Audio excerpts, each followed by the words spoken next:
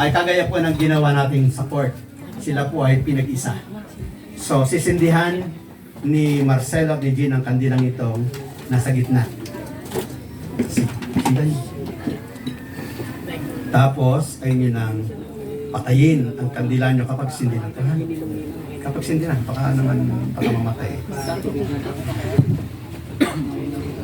Yan, nakasindi na, patay nyo na yung kandilang yan. So, ngayon, si Marcelo at saka si Jean ay isa na sa kandilang ito. Pero ating pong tingnan ang kandilang ito ng ating Panginoong Diyos. Ang Diyos ang liwanag ng buhay. Kaya nga kanina, inon natin yung liwanag, yung candle kanina. Dahil ito yung sisimbolon na ang liwanag ng Diyos ang isang sumubaybay sa kanilang pagsasama at sa ating gagawin ngayon. Kaya nga, kung si Kristo ito ang liwanag at si Jean at si Marcelo ay may problema, sino ka nang lalapitan? Hindi sa mga ninong, hindi sa mga ninang, kundi unang-una siyempre sa Diyos. Sige, lapit ka. Sindan yung ilan niya. Sindan yung ilan niya. Karoon ako mas pinipam, madam dyan.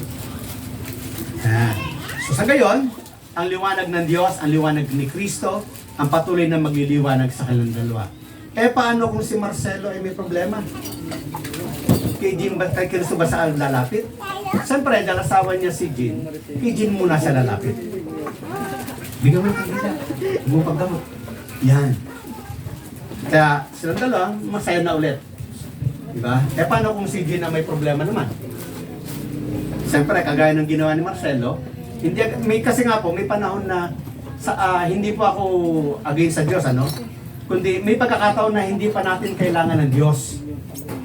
May pagkakataon na practical na kilos ang ating kailangan. Halimbawa, sira yung kotse mo. Ano nga hanapin mo? Mekaniko. Hindi ka lalapit sa kotse. Lord, pagalingin mo yung kotse ko. O, di ba? Hindi. Kundi hahanap ka ng tao na pwedeng magpagaling, mag-ayos ng sasakyan, hindi ba?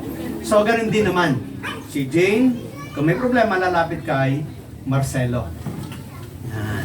Eh, paano kung pareho kayong wala? Siyempre, kagaya ng binanggit ko kanina, kay Kristo kayo lalapit. Sino po magbo-volunteer sa mga ninong at nina?